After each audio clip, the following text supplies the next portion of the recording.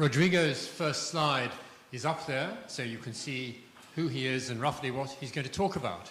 But what you don't know is that he was amongst the many people who went to a lot of trouble to join us and had to undertake a complicated air journey around the world. Each of the people who's had that experience to get here has their own reason. Each of the stories has been interesting, but his story is especially notable because one reason that he had a convoluted journey was that the National Geographic Society has elected him, and I think the first one outside the USA and Europe, as an explorer, as one of the, again? Explorer at large, where you've clearly been moving at large from there. This is obvious. Yeah, exactly. So I think as Rodrigo moves up to the stage, we should, so to speak, be applauding him with double the effort, because we should firstly be welcoming him to the stage, and secondly, congratulating him on his achievement. Don't worry about it. Thank you very much, David. Thank you so much for putting together this really, really fascinating conference. I've been so inspired, and there's so many things and ideas milling already in my brain, and I'm sure in everybody else's brain. So before I start, let me say three things. Some are disclaimers, some are declarations. Number one, I am not going to say anything about bats or tequila, and people who know me know why. Number two, I am not a hunter. I cannot put myself behind a rifle, but I have to accept the fact that a good hunting program is an excellent conservation tool, and I am going to make the case for that.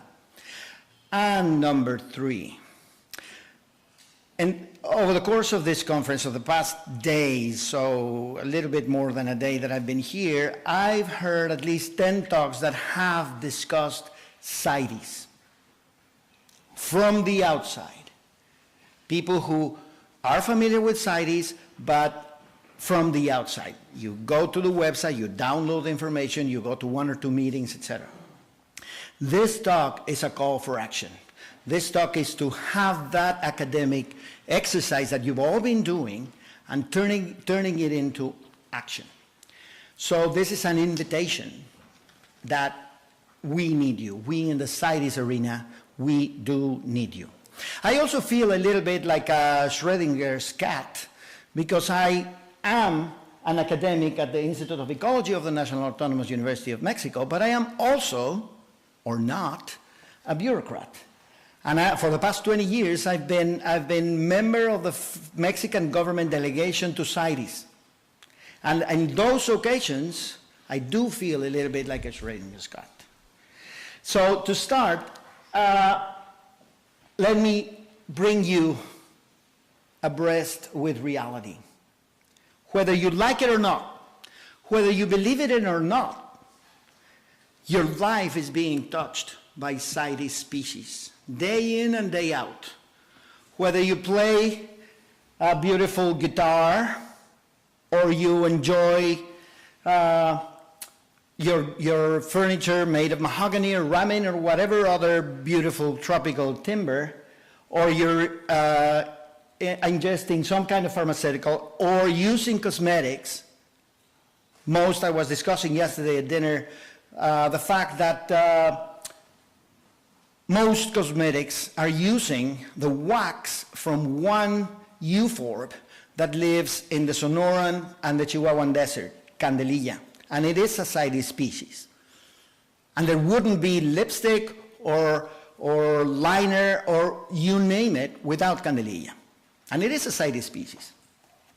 Or food, or leather, fashion, etc. And we're not even talking about the ornamental fish, birds, etc. So we are all connected to CITES regardless of our way of life. And the other thing is that wildlife trade is here to stay. I am sorry, my friends, but wildlife trade has to be here regardless for as long as the human species is here, we are going to have wildlife trade. It is a reality in the world. And it's in our best interest and the best interest of the world to make that wildlife trade sustainable. We are not going to get rid of the dinosaur if we close our eyes. All right.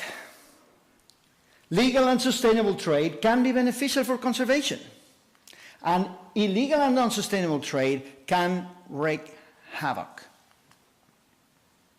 What is CITES? Let's delve a little bit into what CITES actually is. It is an MEA, a multilateral environmental agreement that is not within the United Nations realm. It's only administered through UNEP, but the money comes directly from the governments to the CITES Secretariat. The objective of CITES is to ensure that international trade in wild animals and plants does not threaten their survival. And it's covering so far about 37,000 species of plants and animals. We have about 183 parties so far, and look at how the number of trade operations has climbed since the beginning of CITES here, and it continues to climb, and it will continue to climb. This is real trade between any two or more parties to the convention.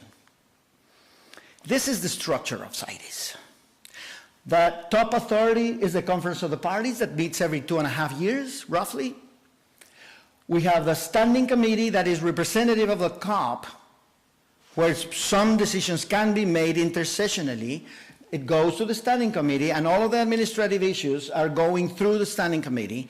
And then we have the Scientific Committee, that are the technical organs, the technical advisory bodies to CITES that provide the expertise to make the decisions. And then down here, and I on purpose put it down here because many times the secretariats, I'm very good friends with the secretariat, but sometimes they claim to be another party that is particularly powerful, and they end up telling parties what to do, and they cannot do that. The only task that the Secretariat needs to do is to organize COPs and perform all tasks mandated by the Conference of the Parties and nothing else. They're all the time assigning themselves additional tasks, and they're asking for money to do that, to do something that nobody asked them to do.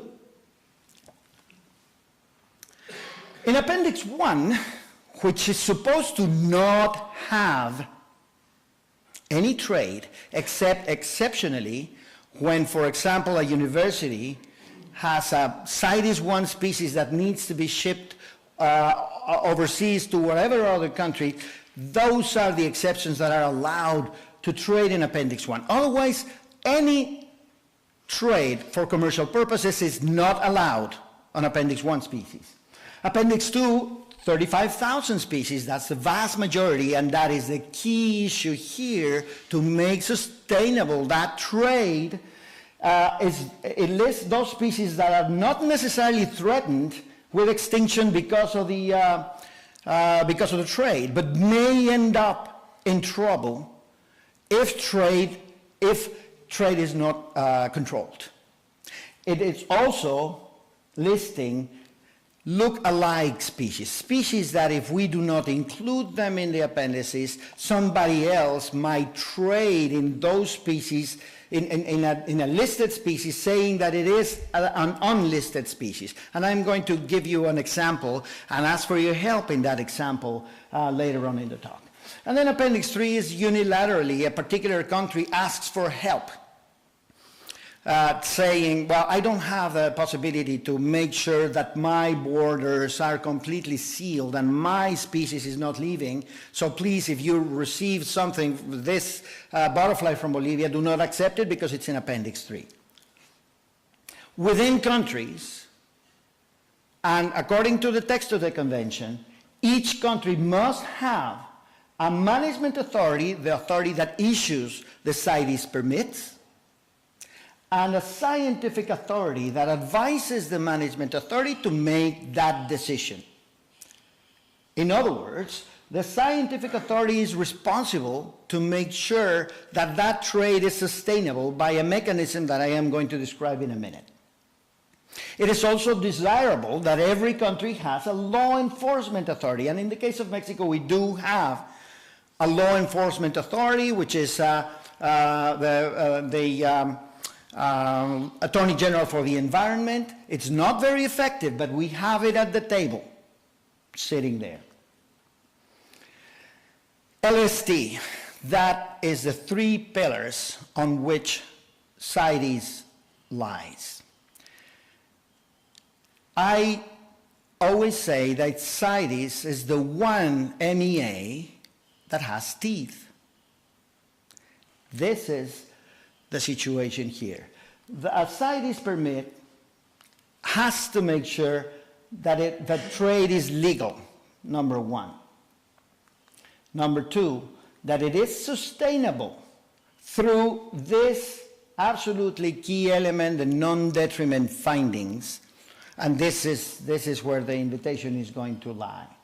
And then traceability. Where does it come from? What is the source, the original source? There's a number of codes that tell you whether the plant or animal was ranched, or was kept in captivity, or was harvested from the wild, etc., etc., etc. So start thinking about whether the species that you work with are or not listed in the appendices. Go to the website and consult the appendices and look at the trade volumes in the species that you're interested in. There's a CITES trade database to see how much that species is traded, parts, products, subproducts, etc. And this is the actual teeth of the convention, and I have seen it many times. I am a delegate of Mexico as well in the CBD, and I am a counselor for CMS, and I love them all. But I invest most of my MEA time in CITES because I see the teeth. I see that it works. And it's not everything is honey over oats. It's not true that everything works like clockwork. But we have very significant examples of success stories thanks to species being listed in appendices, thanks to scientists like yourselves becoming engaged with the CITES atmosphere. So the Standing Committee can apply these compliance measures in relation to unsustainable levels of trade. That's what is called significant trade.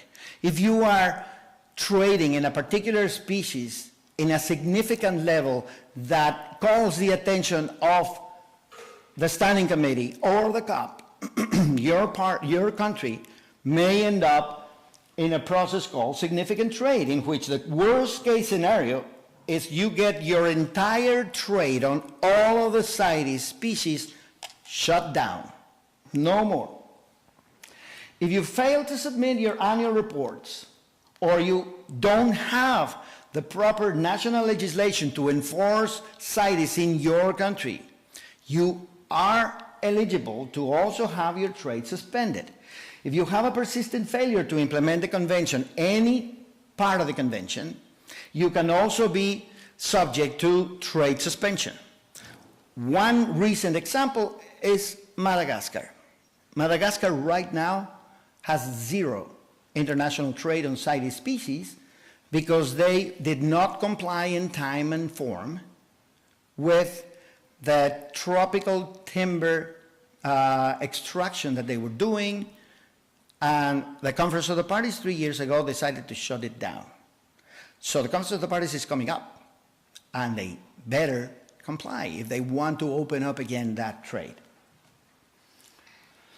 All right, so the main science-based tool to secure whether a particular trade operation is sustainable is the non-detriment finding. It can be a document issued by the scientific authority in consultation with experts like you. It can be as simple as an email. It can be as simple as a verbal communication between the scientific authority and the management authority. And then the management authority is going to cite that non-detriment finding in the CITES certificate. Non-detriment findings can also be agreed upon by COP, as we were hearing this morning with a fantastic talk on the leopards.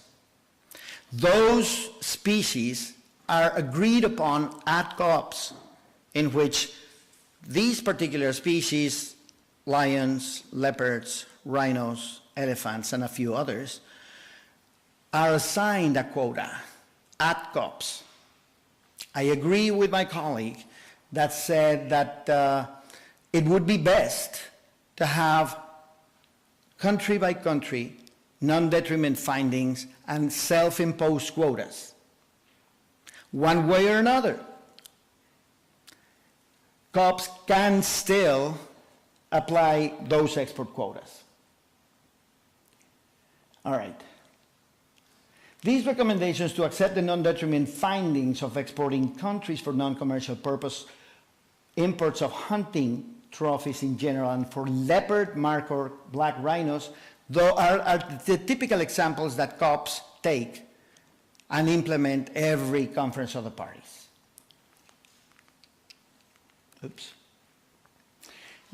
You can imagine in a universe of 37,000 species, the endless variety of non-detriment findings that need to be done, from orchids to mosses to bats to, I said I was going to say the word bat, right? I already did. I lost. To rhinos, to any kind of species, we need non-detriment findings. So in 2008, I was part of the convening group that we invited countries from around the world who have a good record of doing non-detriment findings for these CITES certificates and invited them to Cancun, 2008, to present how do they go about putting together non-detriment findings. From there, with a huge array of different species, from birds to plants, we came up with guidelines. This is 10 years ago. These guidelines are still in place. They're in the CITES website. They're in our website. The Mexican Commission on Biodiversity has it in their website, so on and so forth. These lessons were gleaned and very clear, and mind you, I am not saying that every last non-detriment finding that we saw there out in the open is 100% secure and robust. But you have to accept the fact that these people, these countries came to open their game, completely open their game for criticism from others in order for them to improve the process. But it is time that we revisit that. So Mexico has already submitted one of the documents that we have coming up for the COP. Is an invitation to have a new non-detriment finding workshop that supersedes the previous one. I want to invite you all, if you have anything that you think might contribute to a non-detriment finding process, please come talk to me. How do you prepare non-detriment finding? These are the essential elements. You all are familiar with these because you do it day in and day out in your fieldwork all the time. You have species distribution, population status, population trends, threats, utilization and trade, actual or potential trade impact, and population monitoring, management and control measures. We deal with these things every day. CITES is not a monster that is going to swallow you whole. Please, we need your expertise. We need your knowledge. Basically, what you're doing when you're doing a non-detriment finding is a risk assessment. What is the status of that particular species? Is removing 10 or 20 leopards sustainable or not? Basically, that's the question that you're asking there. when you look at what does it mean doing an NDF, and of course, you have a gradient of vulnerability and a gradient of volume in trade. This is the key issue in which our mistake is going to have huge repercussions. Those species that are at high risk and that are highly traded. So there is where we need to be a lot more careful with the evidence that we have. Here we can run all kinds of tests to see whether there's additional lessons to make those non-detriment findings more and more robust. There's many examples of the success of CITES. In my own experience, and here I go again, I am a bad biologist to begin with, but I also work on bighorn sheep. And I made the population of bighorn sheep in Mexico viable with my team through hunting for indigenous groups in the north. And because of that, partly at least because of that, the Mexican population of bighorn sheep is going up. And the same thing happens with Marco Polo sheep, with Markhor, and so on. This is the Saker falcon that triggered the interest of the United Arab Emirates in CITES, because they were trading heavily on Saker falcon, but they were unsustainably trading. So there was a lot of pressure on the Emirates, and they became parties, and now they are engaged in a partnership with Mongolia where these falcons nest, and therefore the Saker falcon population in Mongolia is coming back up. The crocodiles, I'll talk about crocodiles a little bit later, but suffice it to say that from Hermès to Gucci to Armani, they're all trading in Mexican crocodile skins, and because of that, the Mexican crocodile populations are going through the roof right now. We're going to have this meeting coming up in Sri Lanka. We have 107 agenda items and 57 proposals to shift species or to put species in or remove species from the appendices and so on. Please consider getting involved. Some of the highlights, of course, rosewood timber species is going to dominate the agenda at least 2 of the days of the meeting. We are going to talk about illegal trade in jaguars, trade in European eels, mitigation of illegal trade effects on vaquita, totuaba, and other species that I'm deeply working with. We know that there's only less than 20 vaquitas left. The first one in 2019 was killed only last week, only 10 days ago. And capacity building on implementation for CITES listing of sharks and rays. This is just a glimpse of the proposals that we're going to be looking at. The usual suspects, the markhor, elephants, rhinos, vicuñas, and crocodiles are going to be talked about. Mexico has a proposal to downlist the river crocodile or American crocodile from Appendix 1 to Appendix 2 because we do have a significant population and growing because of the skin trade. Mexico is also spearheading the proposal to enlist the mako shark in Appendix 2 of CITES. It's a highly endangered species that has declined some places by 99%, like in the Mediterranean, and other places like in the South Pacific by 70%. So we are putting that species with the help of additional 58 countries, including the 28 states of the European Union, or is it 27? Okay, and we also have newcomers here from the iguanas from central Mexico of the genus Tenosaura, to tokay geckos, to glass frogs, to giraffes, because now we know that there's more than one species of a giraffe, and that makes it so that each species is a much greater danger than it was supposed to be when it was just a single species with a number of subspecies. And then here is the ask for help. There is a proposal from Israel to enlist the mammoth. You're going to say, what does that have to do with anything? This is to protect species from extinction. This is an extinct species. Turns out that there's people who are trading elephant ivory saying that it is mammoth ivory, because mammoth is not included in the appendices. I desperately want that proposal from Israel to pass, but they have no evidence that the customs officer can set aside the ivory from mammoths from the ivory from elephants. If there's somebody out there who knows that there is such a thing, please come to me and talk to me and give me the evidence. We need to make sure that indeed this is a look-alike issue, and then it's going to be a very difficult debate to enlist a species that is extinct in the CITES appendices. So some food for thought in preparation for the COP. If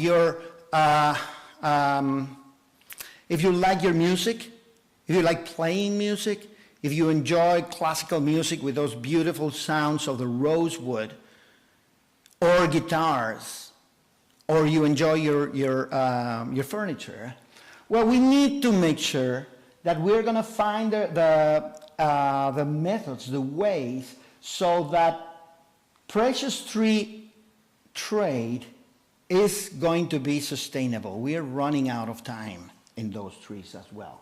And how can we make sure that those in situ conservation efforts can become really long-term reliable, can provide long-term reliable livelihoods for the local communities? How do you engage in CITES? Number one, please get out of your comfort zone. It's very easy for all of us to be professors and to be there in our offices and discussing and debating with our students, but never engaging the decision makers, never engaging the outside world. Please think about that. This is going to also help you put the science into the real world. Come down from the ivory tower. We need you. The world needs you. The world needs your input. Be creative. There's a lot of ground to be covered. There's many ways in which anybody, everyone in this audience, and way more, can contribute to this. We do need you. Thank you very much.